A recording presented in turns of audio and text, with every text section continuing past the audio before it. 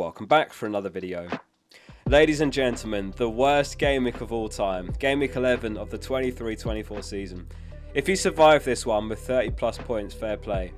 Where do we even start with this one? Injuries to Van der Ven, Maddison and Byrne. Tsimikas benched, who many of us were counting on. Cash goes off at 59 minutes for a 0-pointer. Turner loses his spot. Salah, Haaland, Son and Watkins all blank. And then there's Archer, who got a 9-pointer on most of our benches. And quite fittingly, a carnage ended the game week with Chelsea winning 4-1, minus 4 points for Udogie and Romero, both getting red cards. I mean, 108,000 managers in the world had both of these for a combined minus 8. I'm sure there's one or two of you watching this, and that's unbelievably unlucky. I've seen some teams with single-digit points for the game week. I mean, this guy ended with 1 point. Salah's blank was actually a massive sigh of relief though as a Haaland captainer, because his effective ownership was over 100%, so that would have just added to the pain. Even more bizarrely, the team of the week scored 150 points, which is the highest of the season, in a game week with by far the lowest average score. Very little went right for most of us. In my 13 years playing, I've never seen anything like it, and you honestly can't help but laugh. It was a good week to have a bad week, as the cliche goes. Anyway, 2 early transfers have been made, but let's get into how the team's set to line up for Game Week 12. A better fixture this week for Areola, who's home to Forest. Amazingly, West Ham are 4th worst for expected goals conceded this season.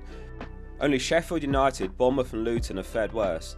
You can't expect too much from a keeper who started the season at 4 mil, and he has got some decent games to come still. Thinking further ahead though, a switch to Sanchez might work nicely in Game Week 16 when Chelsea have got a massive fixture swing. 2 transfers have been made in defence. The back 3 is Cash, Saliba and Maguire.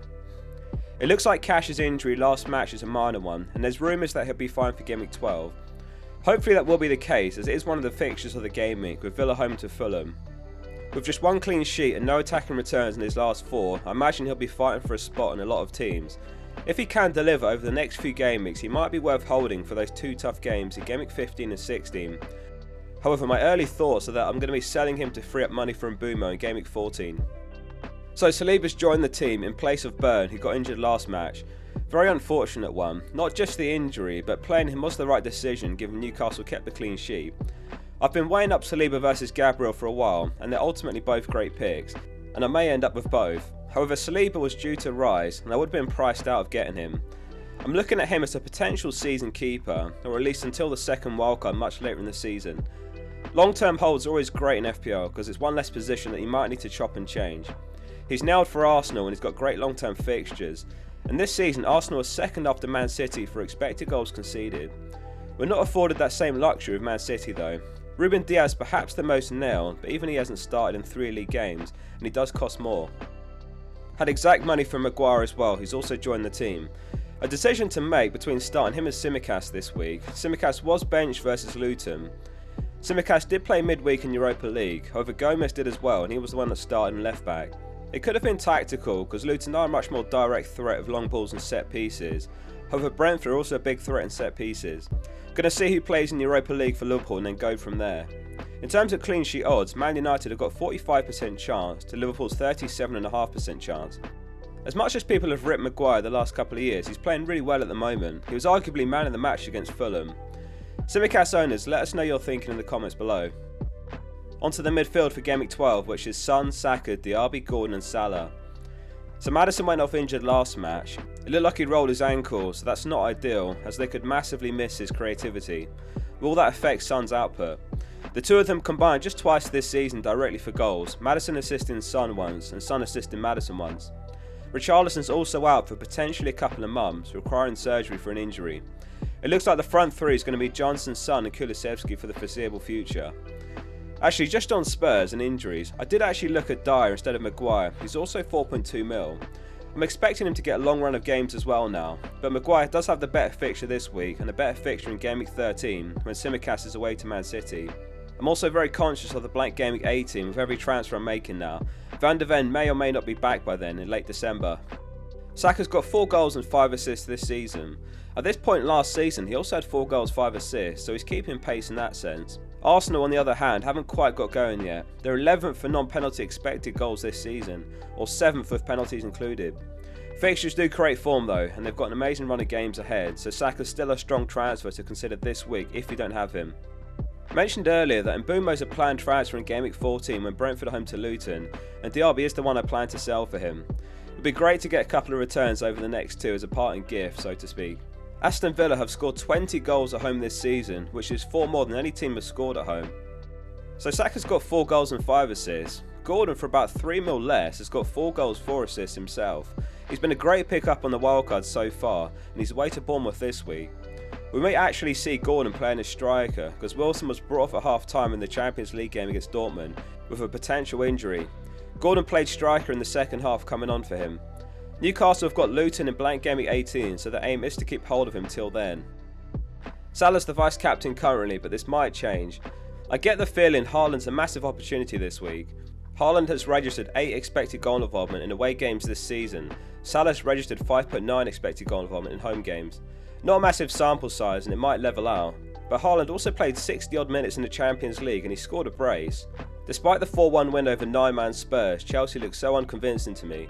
Spurs still had a couple of chances to score with 9 men, including a Dyer goal which was ruled offside. I'm expecting Haaland to be quite overlooked after that 1-pointer. In another universe, he played the second half against Bournemouth and he was very likely involved in the further 3 goals City scored. Unfortunately, it's not the universe we're living in. The front two this week is Haaland and Watkins. The goal scorer odds actually favour Haaland with a 51.5% chance of scoring, Salah with a 45% chance in second.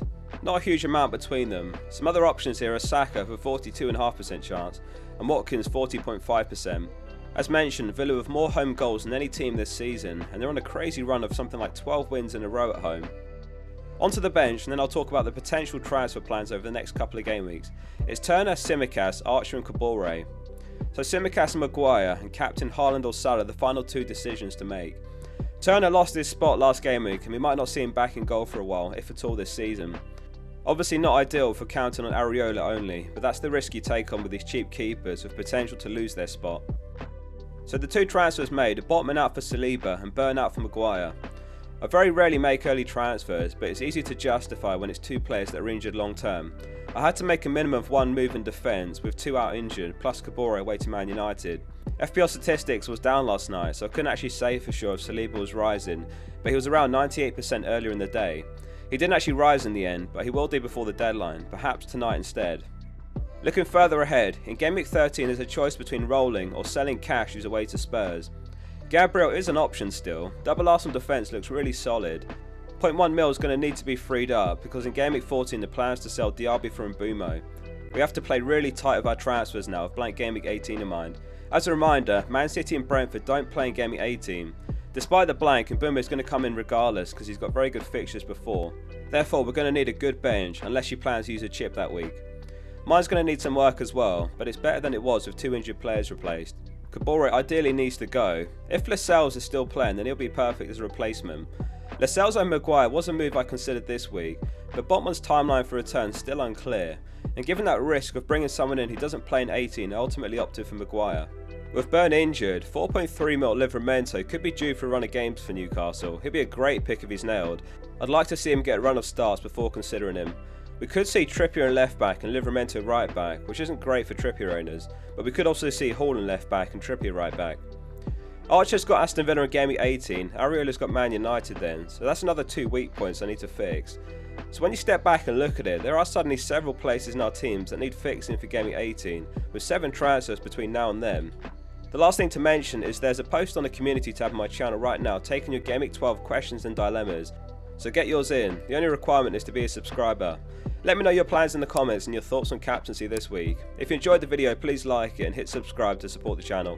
See you soon for the next one.